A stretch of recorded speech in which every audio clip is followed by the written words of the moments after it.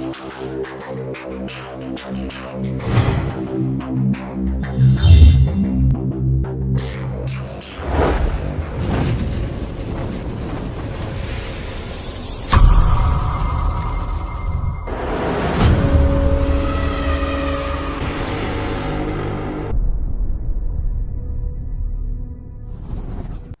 ನಿಮಗೆ ಬಿಡುಗಡೆ ಕೊಡ್ತದೆ. ಈ ಕಾರ್ಯಕ್ರಮದಲ್ಲಿ ಯೇಸು ಕ್ರಿಸ್ತನ ನಾಮದಲ್ಲಿ ನಿಮಗೆಲ್ಲರಿಗೆ ಸ್ವಾಗತಿಸ್ತೇನೆ.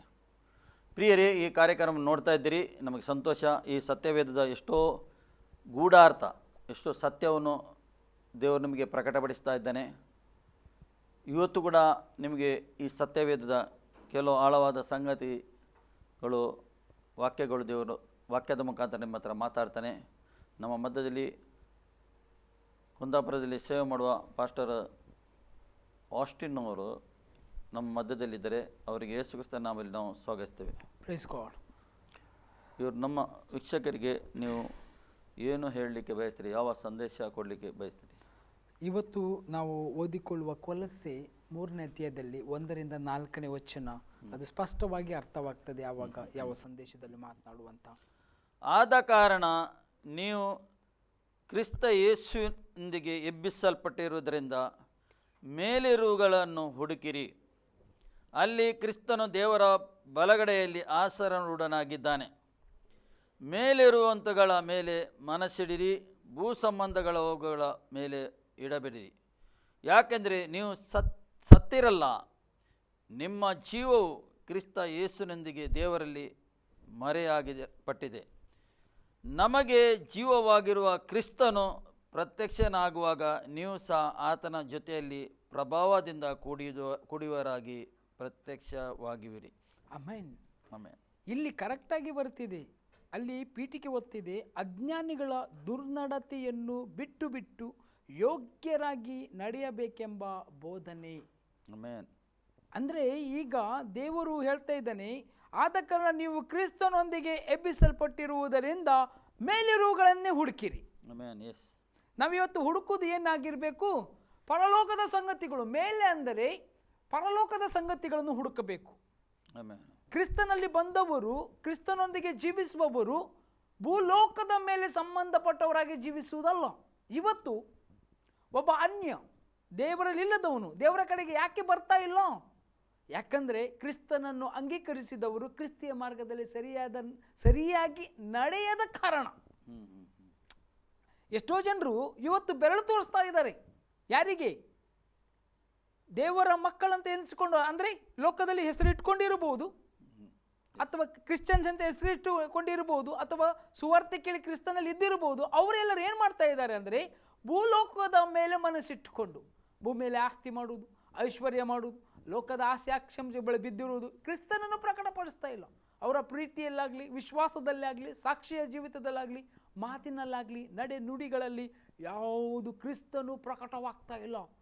ಅದಕ್ಕೆ ಕೊಲೊಸ್ಸೆದವರಿಗೆ ಬರೆದ ಪತ್ರಿಕೆಯಲ್ಲಿ ಪೌಲ ಒತ್ತಿ ಹೇಳ್ತಾ ಇದ್ದಾನೆ, ನೀವು ಮೇಲಿರುವುಗಳನ್ನೇ ಹುಡುಕಿರಿ. ನಾವು ದೀಕ್ಷಾ ಸ್ನಾನದಲ್ಲಿ ಕ್ರಿಸ್ತನೊಂದಿಗೆ ಹೂಣಲ್ಪಟ್ಟು ನಾವು ಪುನರುತ್ಥಾನ, ಅಂದರೆ ದೇವರೊಟ್ಟಿಗೆ ಆ ಪುನರುತ್ಥಾನ ಎಂಬ ಅಂತಹ ಒಂದು ಪರಲೋಕದ ಇದಕ್ಕೆ ಕ್ವಾಲಿಫೈಡ್ ಆಗಿದ್ದೇವೆ, ಭಾಗಿದಾರಗಳಾಗಿದ್ದೇವೆ. ಈ ಭಾಗಿದಾರಗಳಾದ ನಾವುಗಳು ಈಗ ಪರಲೋಕ ಸಂಸ್ಥಾನದವರು, ಪರಲೋಕದ ಏನು ಹೇಳ್ತೇವೆ ನಾವು ಊರಿನವರಾಗಿರುವ ನಾವುಗಳು ಏನನ್ನು ಹುಡುಕಬೇಕು? ಮೇಲಿರುವುಗಳನ್ನು ಹುಡುಕಬೇಕು. ಜ್ಞಾನೋಕ್ತಿಯಲ್ಲಿ ಒಂದು ವಾಕ್ಯ ಇದೆ, 15:24 ಹೇಳ್ತದೆ, ವಿವೇಕಿಯ ಮಾರ್ಗವು ಮೇಲು ಮೇಲಾಗಿ ಹೋಗ್ತದೆ. ನಾವೀಗ ವಿವೇಕಿಗಳಾಗಿದ್ದೇವೆ, ಜ್ಞಾನಿಗಳಾಗಿದ್ದೇವೆ, ಜ್ಞಾನದಿಂದ ತುಂಬಿದವರಾಗಿದ್ದೇವೆ. ಕ್ರಿಸ್ತನು ನಮಗೆ ಬಿಡುಗಡೆ ಮಾಡಿದ್ದಾನೆ. ವಿವೇಕದವರು ಇದ್ದವರು ಪರಲೋಕದ ಸಂಗತಿಗಳಿಗೆ ಮೇಲ್ಮೇಲಾಗಿ ಹೋಗಬೇಕು. ಕ್ರಿಸ್ತನ ಸ್ವಭಾವವು ನಮ್ಮಲ್ಲಿ ಬರುವ ತನಕ ನಾವು ಆ ಪ್ರಯತ್ನ ಮಾಡಬೇಕು. ಈಗ ದುರಾತ್ಮ ಸೇನೆಗಳ ಅಧಿಪತಿ ಸೈತಾನ ಎಲ್ಲಿ ಕಾರ್ಯ ಮಾಡ್ತಾ ಇದ್ದಾನೆ? ವಾಯುಮಂಡಲದಲ್ಲಿ ಕಾರ್ಯ ಮಾಡ್ತಾ ಇದ್ದಾನೆ. ಅವನನ್ನು ಮೆಟ್ಟಿ ಕೆಳಗೆ ಹಾಕುವಂಥ ಕೆಲಸ ನಮಗೆ ಕೊಡಲ್ಪಟ್ಟಿದೆ. ಆ ಒಂದು ಸೈತಾನನ ಕಾರ್ಯಗಳು ಮುರಿಯಲಿಕ್ಕೆ ನಮಗೆ ಅಧಿಕಾರ ಕೊಡಲ್ಪಟ್ಟಿದೆ. ಆ ಕಾರ್ಯಗಳನ್ನು ಮಾಡಬೇಕಾದ್ರೆ ನಾವು ಭೂ ಸಂಬಂಧಗಳ ಮೇಲೆ ಮನಸ್ಸಿಟ್ಟರೆ ಅವ ನಮ್ಮನ್ನು ಜಯಿಸ್ತಾನೆ. ಅಂದರೆ ನಾವು ಲೌಕಿಕವಾಗಿ, ಶಾರೀರಿಕವಾಗಿ ಭೂ ಸಂಬಂಧವಾದಂಥ ಸಂಗತಿಗಳ ಮೇಲೆ ಹೋಗ್ತೇವೆ. ಅಲ್ಲಿ ನೋಡಿ, ಮೇಲಿರುವಂಥವುಗಳ ಮೇಲೆ ಮನಸ್ಸಿಡಿರಿ, ಭೂ ಸಂಬಂಧವುಗಳ ಮೇಲೆ ಇಡಬೇಡ್ರಿ, ಯಾಕೆಂದರೆ ನೀವು ಸತ್ತಿರಲ್ಲ. ಈಗ ಸತ್ತ ಬಾಡಿಗೆ ಏನಾದರೂ ಬೇಕಾಗ್ತದ? ಅದಕ್ಕೇನಾದ್ರು ಆಸೆ ಆಕಾಂಕ್ಷೆಗಳು ಇರ್ತದ? ಅದಕ್ಕೆ ಇರುವುದಿಲ್ಲ. ಹಾಂ, ಅದರ ಅರ್ಥಾತ್ ನಾವು ದೀಕ್ಷಾ ಸ್ನಾನದಲ್ಲಿ ಲೋಕಕ್ಕೆ ಸತ್ತಿದ್ದೇವೆ. ಆದರೆ ನಮಗೆ ಬೇಕಾದ ನೆಸಸರಿ ನೀಡ್ಸ್ಗಳು ಅಥವಾ ನಮಗೆ ಬೇಕಾದ ಅವಶ್ಯಕತೆಗಳು ಯೆಹೋವ ಏರಿಯಾದ ದೇವರು ನಮ್ಮ ಪಕ್ಷದಲ್ಲಿ ಇದ್ದಾನೆ. ಕಾಕೆಯಿಂದ ಒದಗಿಸಿದ ದೇವರು ನಮ್ಮ ಪಕ್ಷದಲ್ಲಿ ಇದ್ದಾನೆ. ನಮ್ಮನ್ನು ಕೈ ಬಿಡುವುದಿಲ್ಲ, ತೊರೆಯುವುದಿಲ್ಲ. ಆ ಒಂದು ಎಲಿಯನ ಕಾಲದಲ್ಲಿ 3.5 ವರ್ಷ ಬರಗಾಲ ಬಂದ ಸಮಯದಲ್ಲಿ ಎಲಿಯ ಪ್ರವಾದಿಯನ್ನು ಸಾಕಿದ ದೇವರು. ಅರ್ಥಾತ್ ಏನಂದರೆ, ಆ ದೇವರು ನಮ್ಮ ಪಕ್ಷದಲ್ಲಿ ಇರುವಾಗ ಭಯಪಡುವಂಥ ಅವಶ್ಯಕತೆ ಇಲ್ಲ. ಆದರೆ ನಾವು ಮಾಡಬೇಕಾದದ್ದು ಏನಂದರೆ, ದೇವರ ರಾಜ್ಯಕ್ಕಾಗಿ ನೀತಿಗಾಗಿ ತಾವು ಕಾಪಾಡಬೇಕು. ಈಗ ಇದನ್ನು ಯಾಕೆ ಹೇಳ್ತಾ ಇದ್ದೇನೆಂದರೆ, ಎಷ್ಟು ಯೇಸು ಸ್ವಾಮಿ ಹೇಳಿದರು, ಬೆಳೆಯು ಬಹಳ ಇದೆ. ಇವತ್ತು ಬೆಳೆ ಬಹಳವಿದೆ, ಆತ್ಮಗಳು ಎಷ್ಟೋ ಇದೆ, ಕೋಟೆಗಟ್ಟಲೆ ಇದೆ. ಆದರೆ ಬೆಳೆಗಾರರು ಕಡಿಮೆ. ಬೆಳೆ ಯಜಮಾನರಲ್ಲಿ ಬೇಡಿಕೊಳ್ಳ್ರಿ, ಬೆಳೆಗಾರರಿಗಾಗಿ. ಅಂದರೆ ಸೇವಕರಿದ್ದೇಳಬೇಕಾಗಿದೆ. ದೇವರ ರಾಜ್ಯದಲ್ಲಿ ಸಾಕ್ಷಿಗಳ ಜೀವಿತ ಬೇಕಾಗಿದೆ. ಈ ಮುಖಾಂತರವಾಗಿ ಕೊನೆ ಕಾಲದ ಅಭಿಷೇಕವು ಮುಂಗಾರು ಹಿಂಗಾರು ಮಳೆ ಬರುವಾಗ ದೊಡ್ಡ ಒಂದು ಉಜ್ಜೀವನ ಉಂಟಾಗುವಾಗ ದೇವರ ಪವಿತ್ರ ಸಭೆಯು ಪವಿತ್ರವಾಗಿ ಮಹಿಮೆಯಾಗಿ ಮುಂದೆ ಹೋಗುವಂಥದ್ದಾಗಿದೆ. ಈಗ ಅಲ್ಲಿ ಒಂದು ವಾಕ್ಯ ಬರೆದಿದೆ, ನೀವು ಸತ್ತಿರಲ್ಲ. ಇವತ್ತು ಸತ್ತವರಿಗೆಲ್ಲ ಲೋಕದ ಸಂಬಂಧವಾದ ಆಶೀರ್ವಾದಗಳು ನುಡಿತಾ ಇದ್ದಾರೆ. ಯೇಸು ಆಶೀರ್ವಾದ ಕೊಡುವುದಿಲ್ಲ ಅಂತ ನಾನು ಹೇಳುವುದಿಲ್ಲ. ಚಿನ್ನ ಆಗ್ತದೆ, ಬೆಳ್ಳಿ ಬಂಗಾರ ಆಸ್ತಿ ಐಶ್ವರ್ಯ. ಇವತ್ತು ಪ್ರವಾದನೆಗಳು ನಾವು ನೋಡುವಂಥದ್ದು. ನಿನಗೆ ವೀಸಾ ಬರ್ತದೆ, ನಿನಗೆ ಎರಡು ಫ್ಲೈಟ್ ಬರ್ತದೆ, ನಿನಗೆ ಕಾರು ಬರ್ತದೆ, ನಿನಗೆ ಚಿನ್ನ ನಿಂದು ಡೆವಲಪ್, ನಿನ್ನ ಮನೇಲಿ ಚಿನ್ನ ಇನ್ನೂ ಜಾಸ್ತಿ ಆಗ್ತದೆ. ಇದು ಯಾರಿಗೆ ಬೇಕು? ನೀವು ಭೂಲೋಕಕ್ಕೆ ಸಂಬಂಧಪಟ್ಟವರು ಅಲ್ಲವೇ ಅಲ್ಲ ಅಂತ ದೇವರ ವಚನ ಹೇಳ್ತಾ ಇದೆ. ನೀವು ಪರಲೋಕಕ್ಕೆ ಸಂಬಂಧಪಟ್ಟವರು. ಈಗ ನಾನು ಏನು ಹೇಳಲಿಕ್ಕೆ ಇಷ್ಟಪಡ್ತೇನೆ ಅಂದರೆ, ದೇವರಲ್ಲಿ ಇದ್ದವರು ನಿಜ ಸಾಕ್ಷಿ ಕೊಡುವಾಗ ಪವಿತ್ರ ಸಭೆಯ ಒಂದು ದೊಡ್ಡ ರಿವೈವಲ್ ಉಂಟಾಗ್ತದೆ. ಪವಿತ್ರ ಸಭೆಯಲ್ಲಿ ಬೆಂಕಿ ಉಂಟಾಗ್ತದೆ.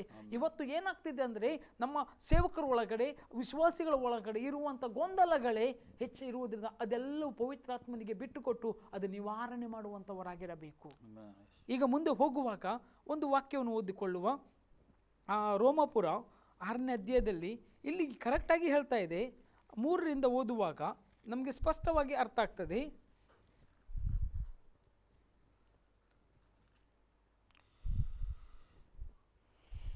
3ರಿಂದ ಓದುವಾಗ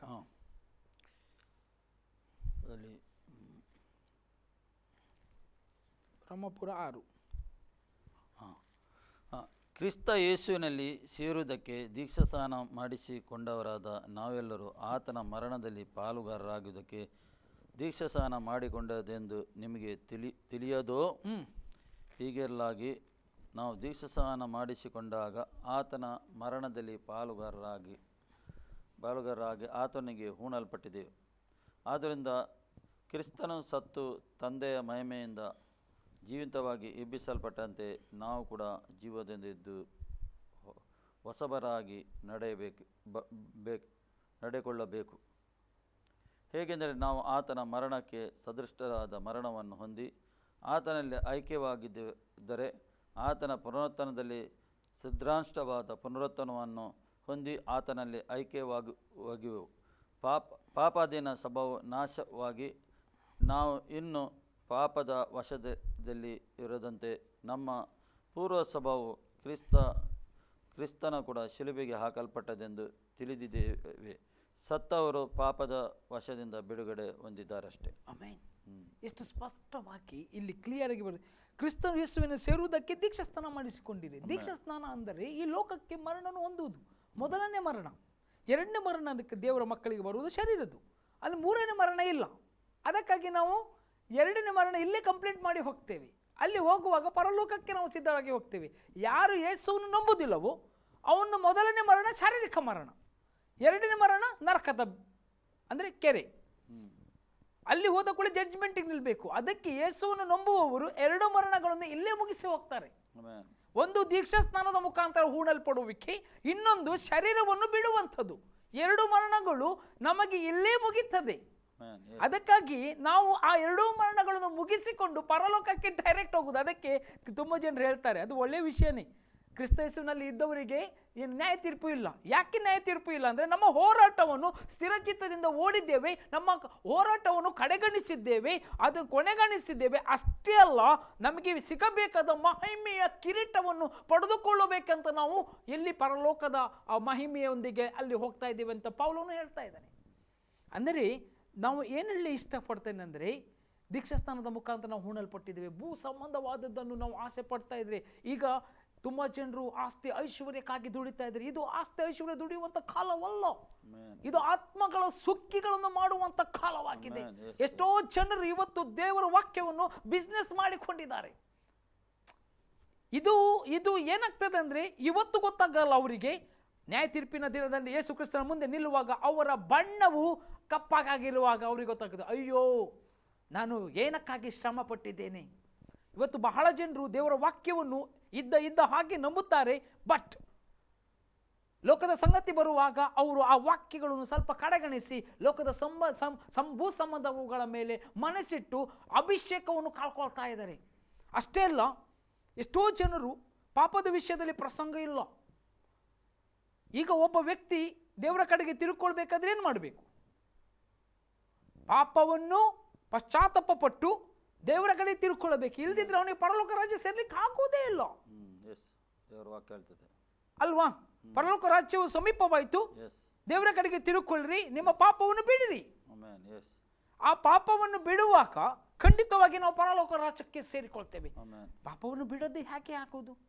ಅಷ್ಟೇ ಅಲ್ಲ, ಪಾಪ ಬಿಡುವುದು ಒಂದೇ ಅಲ್ಲ, ಈ ಭೂಲೋಕ ಯಾತ್ರೆಯಲ್ಲಿ ನಾವು ನೀತಿವಂತರಾಗಿ ಜೀವಿಸಬೇಕು.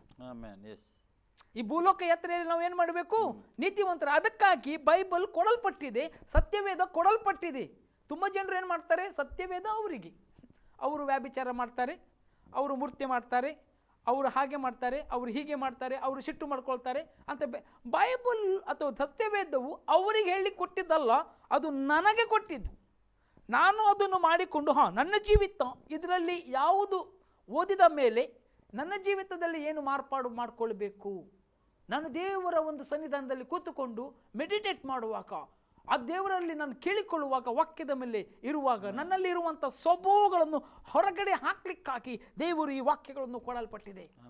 ಮತ್ತೆ ಅಷ್ಟೇ ಅಲ್ಲ, ಪ್ರಪಂಚದ ಪ್ರತಿಯೊಬ್ಬ ಪಾಪಿ ಅಂತ ಎನಿಸಿಕೊಳ್ಳುವ ಅಥವಾ ಮನುಷ್ಯನಿಗೆ ಒಳ್ಳೆಯ ಸುವಾರ್ತೆಯನ್ನು ಸಾರುವುದಕ್ಕಾಗಿ ಕೊಡಲ್ಪಟ್ಟಿದೆ. ಅಷ್ಟೆಲ್ಲ ನಾವೆಲ್ಲರೂ ಮರಣಕ್ಕೆ ಅಥವಾ ಪಾತಾಳಕ್ಕೆ ಅಥವಾ ಬೆಂಕಿಗೆ ಹೋಗ್ತೇವೆ ಒಂದು ದಿನ.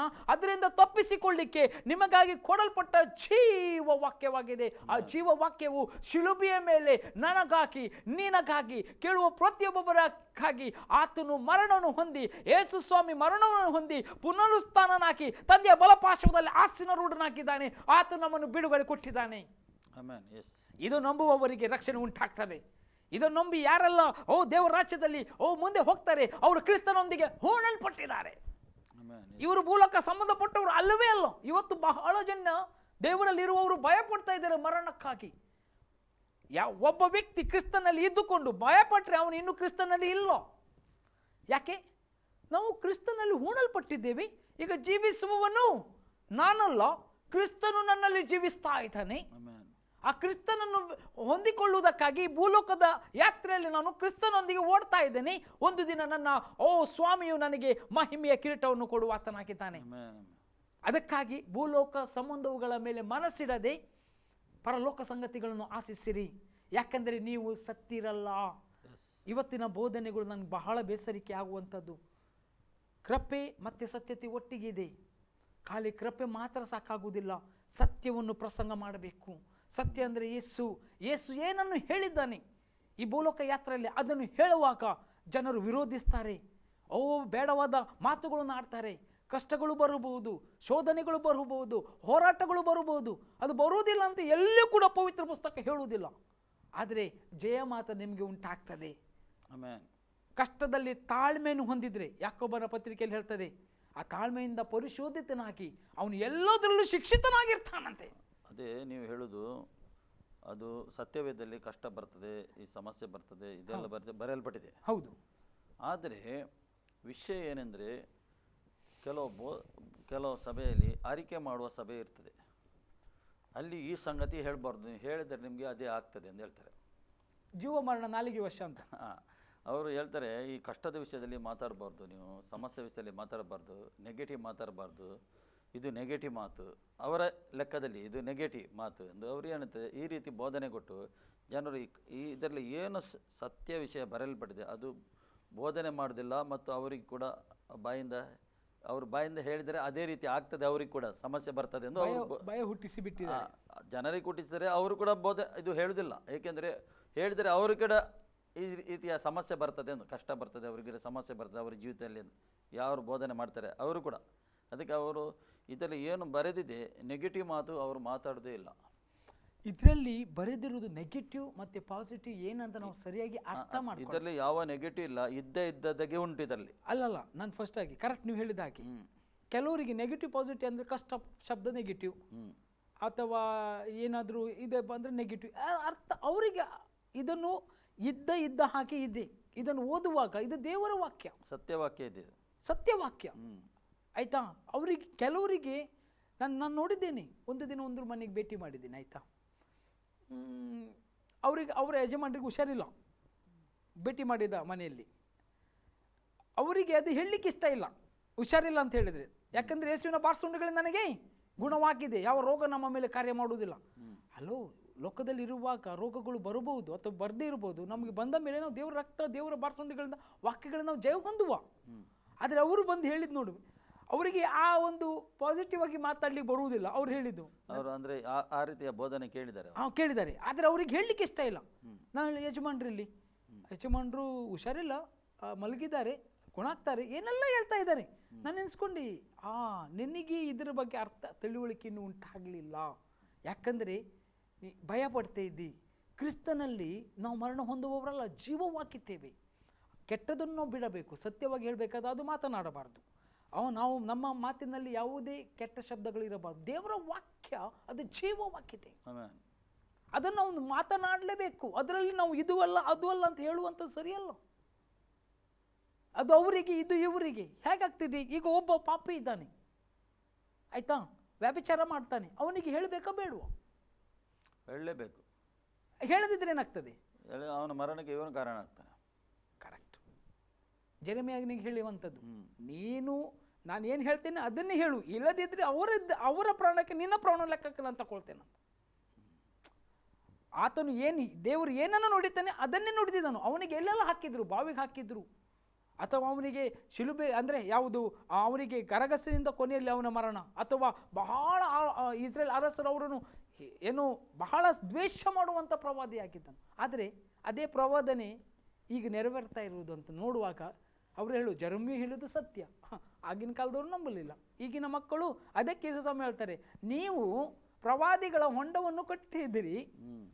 ಆ ಕಾಲದಲ್ಲಿ ನಾವು ಇದ್ದಿದ್ರೆ ಅಲ್ವಾ, ಅವ್ರು ಹೇಳುದು, ಆ ಕಾಲದಲ್ಲಿ ನಾವಿದ್ರೆ ಈ ಪ್ರವಾದಿಯ ರಕ್ತಕ್ಕೆ ನಾವು ಜವಾಬ್ದಾರಲ್ಲ. ಆವಾಗ ಯೇಸು ಸ್ವಾಮಿ ಹೇಳುವುದು ಅವರಿಗೆ, ಅವರ ಪೀಳಿಗೆ ಅಂತ ನೀವು ಹೇಳಿಕೊಳ್ತಿದ್ರಿ, ನೀವು ಹೇಳಿದ್ ಕರೆಕ್ಟ್ ಇದೆ, ಅವರು ಮಾಡಿದ್ದು ತಪ್ಪು ಅಂತ ನೀವು ಹೇಳ್ತಿದ್ರಿ, ಅದರಿಂದ ನೀವೇ ತಪ್ಪುಗಾರರು ಅಂತ ಅಲ್ಲಿ ಒತ್ತಿ ಹೇಳುವಾಗ ಅವರಿಗೆ ಸಿಟ್ಟು ತಡೆಯಲಿಕ್ಕೆ ಆಗೋಲಿಲ್ಲ. ಅವರು ಯೇಸುವಿಗೆ ಕಲ್ಲನ್ನು ಹೊಡಿಲಿಕ್ಕೆ ಬಂದರು. ಅಂದರೆ ನಾವೀಗ ಹೇಳುವಾಗ ಸತ್ಯ ಹೇಳುವಾಗ ಬೇಡ. ಈಗ ನಾವು ಹೇಳ್ತಾ ಇದ್ದೇವೆ, ನಾವು ಲೋಕಕ್ಕೆ ಸತ್ತವರು ಹಾಕಿದ್ದೇವೆ, ಪಾಪಿ ದೇವರ ಕಡೆಗೆ ತಿರ್ಕೊಳ್ಳೇಬೇಕು. ಪಾಪದ ಕೆಲಸ ದೇವರ ಮಕ್ಕಳು ಆದಂಥ ಯಾರೇ ವ್ಯಕ್ತಿದು ಮಾಡಲೇಬಾರ್ದು. ಅದು ಈ ಪವಿತ್ರ ಗ್ರಂಥದಲ್ಲಿ ಬರೆಯಲ್ಪಟ್ಟ ಪ್ರತಿಯೊಂದು ವಾಕ್ಯವು ದೇವರ ಕಡೆಗೆ ತಿರುಕೊಂಡ ವ್ಯಕ್ತಿಗೆ ಹೇಳ್ತಾ ಇದೆ, ನೀನು ಹೇಗೆ ಜೀವಿಸಬೇಕು. ಈಗ ಸುವಾರ್ತೆ ಸಿಗುವ ತನಕ ಅವನಿಗೆ ತಿಳುವಳಿಕೆ ಇಲ್ಲ, ಅದಕ್ಕೆ ಎಕ್ಸ್ಕ್ಯೂಸ್ ಇದೆ ಅಲ್ವಾ. ದೇವರು ತಿಳಿದ ಮೇಲೆ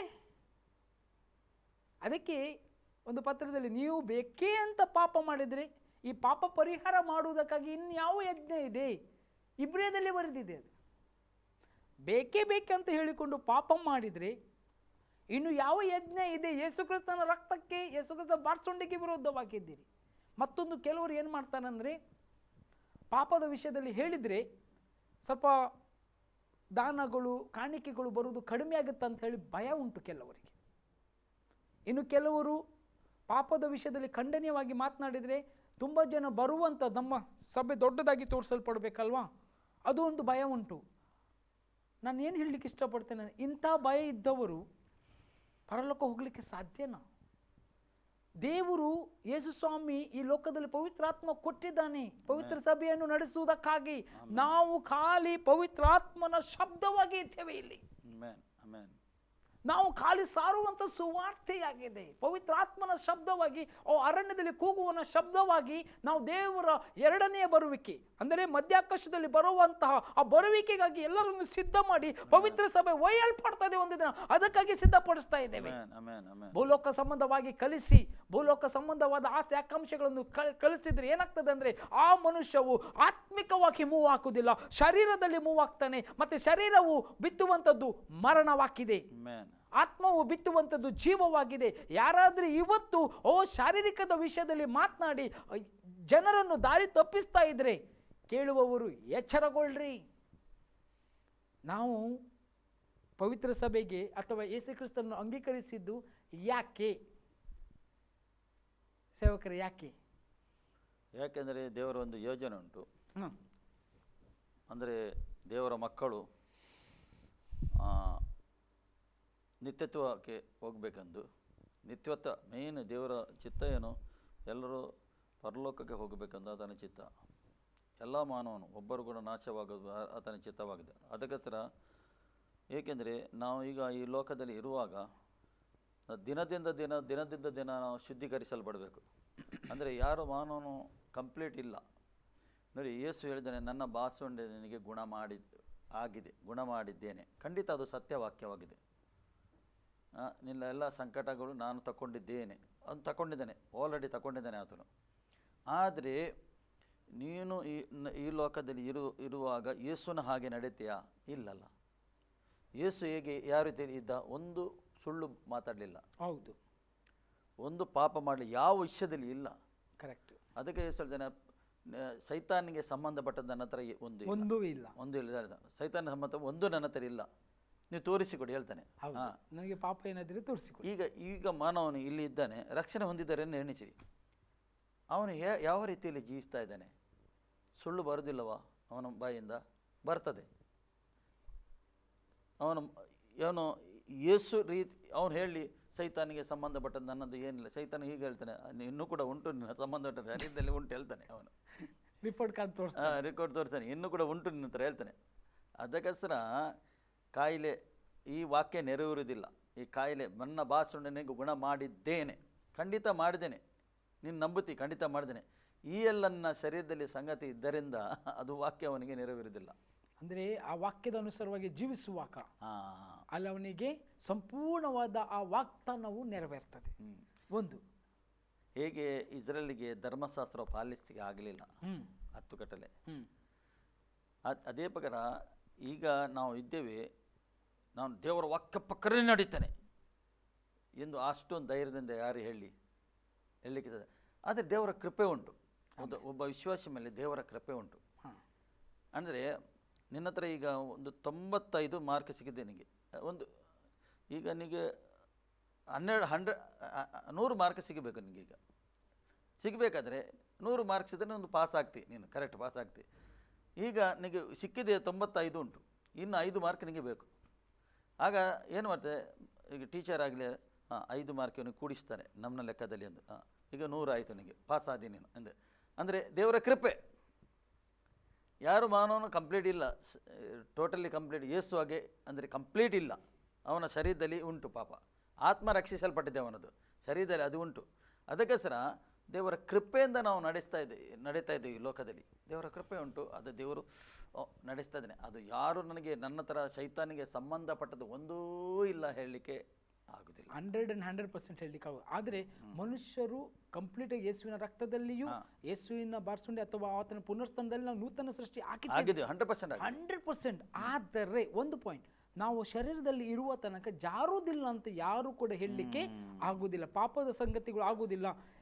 ಖಂಡಿತವಾಗಿ 100% ಯೇಸುವೆ ಹಾಗೆ ಜೀವಿಸುವವನಾಗಿದ್ದರೆ ಯಾರೇ ಆಗಿರಲಿ, ಅವನಲ್ಲಿ ಖಂಡಿತವಾಗಿ ಎಲ್ಲ ದೇವರ ವಾಗ್ದಾನಗಳು ನೆರವೇರಿಸ್ತದೆ. ಒಂದು ವೇಳೆ ಅವನು ಆ ರೀತಿ ಇದ್ದರೆ ನೆರವೇರಿಸ್ತದೆ. ನೋಡಿ, ಪ್ರಕಟಣೆ ಗ್ರಂಥ ನಾನು ಮೊದಲು ಓದ್ತಿದ್ದೆ, 1,44,000 ಜನ ಇದ್ದಾರೆ ಇಸ್ರೇಲ್. ದೇವರ ವಾಕ್ಯದಲ್ಲಿ ಅವರ ಬಾಯಿಂದ ಒಂದು ಸುಳ್ಳು ಕೂಡ ಬರಲಿಲ್ಲ ಅಂತೆ. ಸ್ತ್ರೀ ಸಂಘ ಮಾಡಲಿಲ್ಲ, ಅವರು ಸ್ತ್ರೀ ಸಂಘ ಮದುವೆ ಆಗಲಿಲ್ಲ, ಸ್ತ್ರೀ ಸಂಘ ಅವ್ರು ಮಾಡಲೇ ಇಲ್ಲ, ಮುಟ್ಟಲಿಲ್ಲ. ಮತ್ತು ಅವರ ಬಾಯಿಂದ ಒಂದು ಸುಳ್ಳು ಕೂಡ ಬರಲಿಲ್ಲ ಅಂತೆ ಈ ಲೋಕದಲ್ಲಿರುವ. ನೋಡಿ ಅಂತ ಯೇಸು ಸಾಕ್ಷ್ಯ ಕೊಡ್ತಾನೆ ಅವರ ವಿಷಯ ಸಾಕ್ದೆ, ಒಂದು ಸುಳ್ಳು ಕೂಡ ಅವರ ಬಾಯಿಂದ ಬರಲಿಲ್ಲ ಅಂತೆ. ಸ್ತ್ರೀ ಸಮ ಇಲ್ಲ, ಅವ್ರು ಮಾಡಲೇ ಇಲ್ಲ. ಅಂಥವರು 1,44,000 ಜನರು. ಕೊನೆಗೆ ದೇವರು ಅವರ ವಿಷಯದಲ್ಲಿ ಸಾಕ್ಷಿ ಕೊಡ್ತಾ ಇದ್ದಾನೆ. ಓಕೆ, ಅವರ ವಿಷಯದಲ್ಲಿ ಮಾತಾಡ್ಕೊಡ್ತಾನೆ, ಉಳಿದ ವಿಷಯದಲ್ಲಿ ಕೊಳ್ಳಿಲ್ಲ ದೇವರು. ಅದಕ್ಕೋಸ್ಕರ ಅಂಥವ್ರು ಆಗಬೇಕಾದ್ರೆ, ಅಂಥ ಒಂದು ದೇವರೇ ಸಾಕ್ಷಿ ಕೊಡಬೇಕಾದ್ರೆ ಇವರು ಸುಳ್ಳು ಬರಲಿಲ್ಲ ಅಂತೆ, ಒಂದು ಸುಳ್ಳೇ ಮಾತಾಡಲಿಲ್ಲ ಅವರು. ಚಿಕ್ಕದಿಂದ ಸತ್ಯನೇ ಮಾತಾಡಿದ್ರು ಅವರು. ಅದಕ್ಕೋಸ್ಕರ ಈ ರೀತಿ ಇದ್ದರೆ ಓಕೆ, ನಿನಗೆ ವಾಕ್ಯ ಖಂಡಿತ 100% ನೆರವೇರ್ತದೆ. ಅದು ನನ್ನ ಭಾಷೆ ಉಂಟು, ನಿನಗೆ ಗುಣ ಮಾಡಿದ್ದೇನೆ, ನಿನಗೆ ಯಾವ ಕಾಯಿಲೆ ಇಲ್ಲ, ನಿನಗೆ ಒಂದು ವೇಳೆ ಕಾಯಿಲೆ ಸ್ವಾಮಿ ನಿನ್ನ ಭಾಷೆ ನಾನು ಗುಣವಾಗಿದ್ದೇನೆ, ಖಂಡಿತವಾಗಿ ಆ ವಾಕ್ಯ ನೆರವೇರ್ತದೆ, ಖಂಡಿತ 100% ನೆರವೇರ್ತದೆ. ಮತ್ತೆ ಬೈ ಚಾನ್ಸ್ ಒಬ್ಬ ತಪ್ಪಿ ಬಿದ್ದರೂ ಕೂಡ ಅವರು ದೇವರಲ್ಲಿ ಕ್ಷಮಾಪಣೆ ಕೇಳಿ ಪಶ್ಚಾತ್ತಾಪ ಪಟ್ಟು ದೇವರೇ ನಿನ್ನ ಬಾರ್ಸುಂಡೆಗಳು ನನಗೆ ಗುಣಪಡಿಸು ಅಂತ ಹೇಳಿ ಖಂಡಿತ ದೇವರ ಕೃಪೆ ಉಂಟಲ್ಲ, ಅದು ಉಂಟಾಗ್ತದೆ, ಅದು ಅವನಿಗೆ ನೆರವೇರ್ತದೆ. ಅವನಿಗೆ ಅಂದರೆ ಪ್ಲಸ್ ಮಾರ್ಕ್ ಸಿಗ್ತದೆ. ಹೌದು, ನನ್ನ ಕೃಪೆಯಿಂದ ಅವನು ಗುಣ ಆಗ್ತಾನೆ. ಖಂಡಿತವಾಗಿ ನಿಮಗೆ ಅರ್ಥ ಆಯಿತು ಪ್ರಿಯರೇ, ಈ ವಾಕ್ಯ ಅರ್ಥ ಆಯಿತು ನಾನು ನಂಬುತ್ತೇನೆ. ಈ ಸಮಯದಲ್ಲಿ ನೀವು ಆಶೀರ್ವಾದ ಟಿವಿ ನೋಡ್ತಾ ಇದ್ದೀರಿ, ನಮಗೆ ಸಂತೋಷ. ಕಂಟಿನ್ಯೂ ಆಗಿ ಆಶೀರ್ವಾದ ನೋಡಿರಿ, ನಿಮಗೆ ಇನ್ನೂ ಸತ್ಯವಾಕ್ಯ ದೇವರು ನಿಮ್ಮ ಹತ್ರ ಮಾತಾಡಲಿಕ್ಕೆ ಬಯಸ್ತಾನೆ. ಈ ವಾಕ್ಯದಿಂದ ನಿಮ್ಮ ದೇವರನ್ನು ಆಶೀರ್ವಾದ ಮಾಡಲಿ ಪ್ರಾರ್ಥಿಸುವ. ಪ್ರೀತಿ ಸ್ವರೂಪನ ತಂದೆಯ ಸ್ತೋತ್ರ, ಭೂಮಿ ಆಕಾಶವನ್ನು ಸೃಷ್ಟಿ ಮಾಡು ತಂದೆ, ನೀನು ಎಷ್ಟೋ ಕಥನೆ ಸಂಗತಿ ಮಾತಾಡಿದಿ, ಸತ್ಯವೇದ ಸತ್ಯ ವಿಷಯದಲ್ಲಿ ನೀನು ನಿನ್ನ ಮಕ್ಕಳ ಹತ್ರ ಮಾತಾಡಿದಿ ಕಥನೆ. ಖಂಡಿತವಾಗಿ ಈ ಮಕ್ಕಳಿಗೆ ಅರ್ಥ ಆಯಿತು, ನಾನು ನಂಬುತ್ತೇನೆ ಸ್ವಾಮಿ.